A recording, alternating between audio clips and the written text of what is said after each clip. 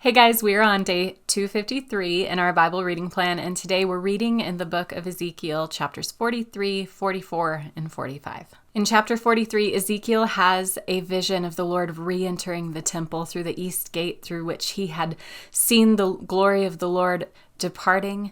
The Lord is coming back into the temple and filling the temple with his glory once again. The Lord gives him instructions for the purification and dedication of the altar. And then in 44, we read that the east gate that the Lord re-entered the city through is to remain closed, that not even the prince can enter it or exit through it, but he must use a portico instead, that it is to remain shut and nobody may pass through it. And Ezekiel is brought to the north gate where he sees the glory of the Lord filling the temple. And then we have the Lord reestablishing the temple worship and the service to the Lord of the Levites.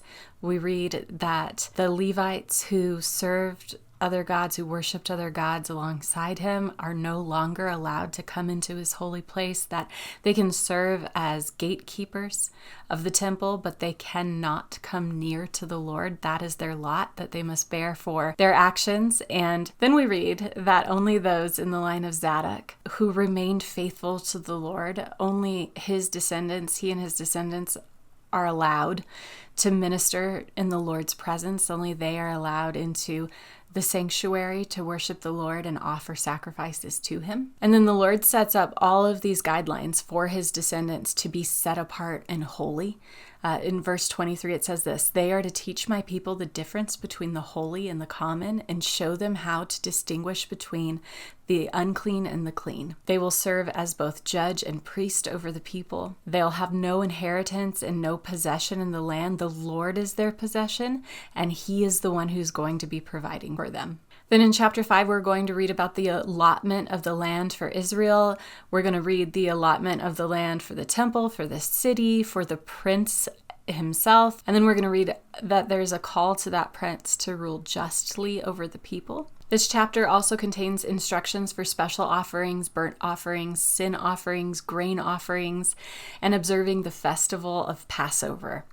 And what really struck me as I read through this is it's very much an echoing of God's instructions to the people of Israel through Moses as they set up the tabernacle. God gave instruction to the Levites how they're supposed to dedicate the altar, how they're supposed to dedicate the space and purify it and make it holy unto the Lord so that it could be used in his presence to serve him. There was instruction given through Moses to the people of how the people were meant to be holy and set apart.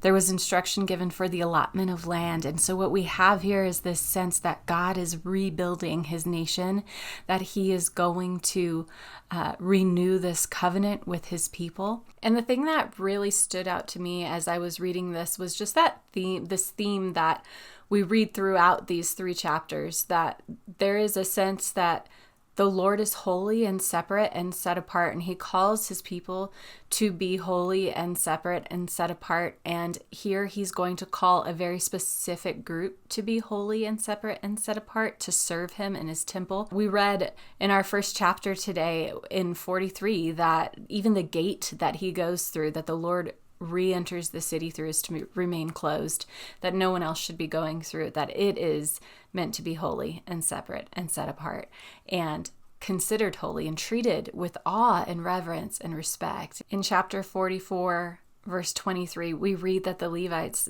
that are set apart are meant to be teaching the people. It says, "They are to teach my people the difference between the holy and the common, and show them how to distinguish between the unclean and the clean." And so there's just this strong theme throughout these chapters as I was reading that I noticed that really convicted and spoke to me of this idea of being set apart and holy and not profaning that which is holy and that which is considered holy, not treating what is holy as common. And I think that sometimes we are very comfortable in our worship of God. We can be very familiar with him. And we have the example in the Psalms and in Lamentations of people praying to God and pouring out their heart and their grief and their anger and their lament.